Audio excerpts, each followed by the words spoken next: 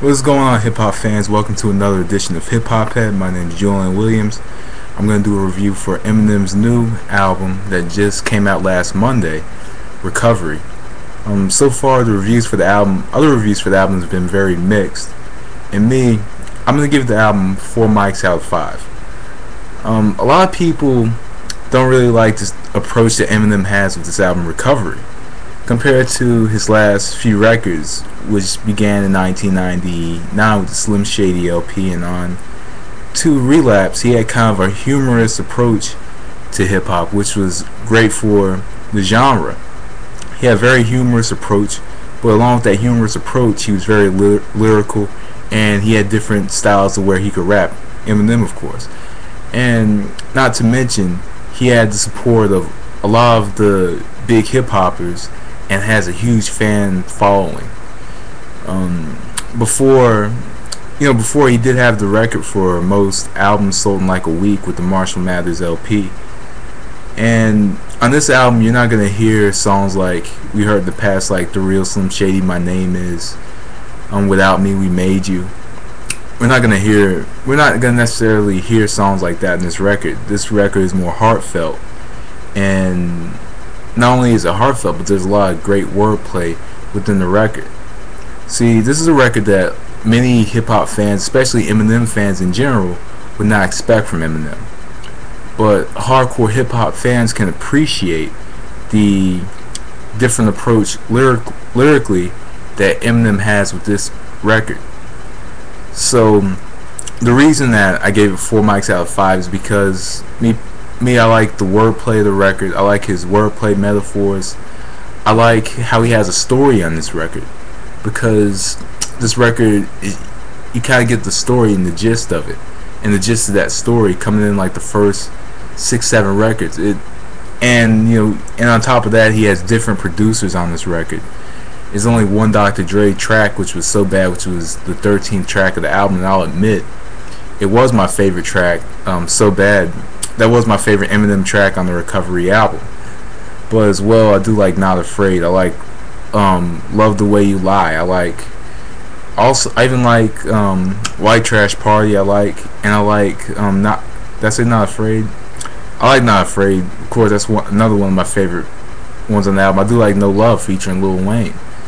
And on this specific record, you don't really kind of hear that kind of little comedy type approach that Lil Wayne has. Lil Wayne really brought out the best of him, or brought the best out of himself for this Eminem record, No Love, which he took, which was a sample from Hathaway, which was a dance song back in the 90s that was quite popular, and it came back to popularity in 2008. So, and also, I think a lot of people are criticizing this record because, as I mentioned, it's not what you would expect from Eminem. We all know he's been through a lot in his life, and I guess this is a record to talk about and kind of inspire others who went through the same. And there are people, and if you look closely and deeply at it in hip hop, people praise Tupac Shakur for his efforts in making inspirational music. And then around time like 1996, he did make that transition. When he went to Death Row and he made different music, he goes from, like, if you listen to Me Against the World 1995, Me Against the World was a very dark record, talking about death. Not only was it a record about death and inspirational type stuff like So Many Tears and Dear Mama. He made that shift from that type of music to kind of a more hardcore approach. But as well on All Eyes on Me, which is a double album, he did have some inspirational songs on there. A couple, Life Goes On, and you can even say Wonder Why They Call You Bitch. But as well, he records some inspirational music during that time as well. And me personally, I do believe that when he was on Death Row, I just believe that Death Row just put out the hardcore records that he made, instead of some of the inspirational records that he made with Death Row, as most of them were unreleased after he had died. But Eminem, he makes the shift from he had kind of a comedic approach, hardcore approach on Relapse, to more of an inspirational approach on Recovery. And you have to appreciate that approach and kind of a different shift in hip hop, a shift with his music. You could kind of tell the versatility of Eminem with this record, because sometimes with Eminem you would get the same type records. Like sometimes you get kind of a little inspirational record from Eminem, and then you get a comedic record, or you would get a hardcore record. Like say with the Slim Shady LP, he came in and and improved to the rapper why he deserved to be one of the top artists. And I think that Eminem is perhaps the top lyrically. I think he's one of the best rappers lyrically, and I like his wordplay. Listen to Guilty Conscience. Listen to Still Don't Give a Fuck, Don't Give a Fuck, and My Name Is on that first record. Then listen to the second record, and you see him growing more as an artist on the second record, with songs like The Way I Am and Stand and The Real Slim Shady, songs that are showing that he's growing.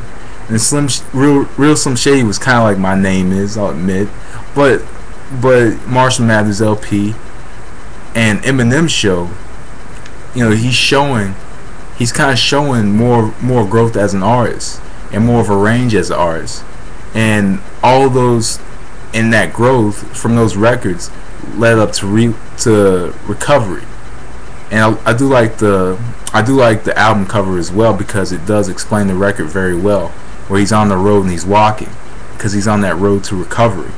And overall this is a very good record.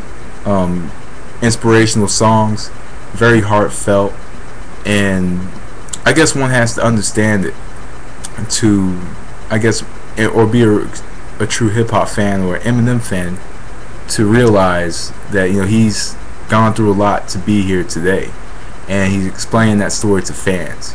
So I'm gonna give this 4 mics out of 5.